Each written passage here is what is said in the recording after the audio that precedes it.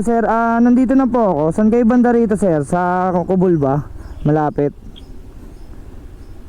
Yung may tent, sir, Ito. Ito si kuya, yung may tato. Diba kaya? Sir, sino magbabayad nito? JJ Benobra. Ano na yung bayad, sir?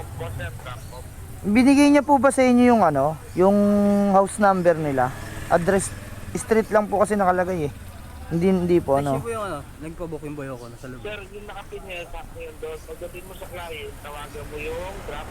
Naka-note po, sir, naka-note. Nabasa ko naman sir, sinusure ko lang kasi mahirap din magkamali. Tsaka yun naman yung number niya, sir eh. Nga po.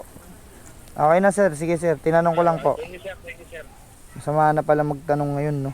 Tatanong ka lang para sure yung booking natin eh, no? Galit pa tayong customer. Sa lala mo po ito, saan po kayo banda rito po? Sa Stanford? Adan ka na? Dito sa Stanford po. Ay, ganda yan. Ay kayo po, ito po sir. Dito pala. Ano po? Pero pagkasama to eh. Ito? Ayun lang po binigay sa akin eh. Tinatanong ko nga po yung house number niya, hindi niya sinasabi. Baka ipapabook niya po sa iba. Sige po sir, salamat.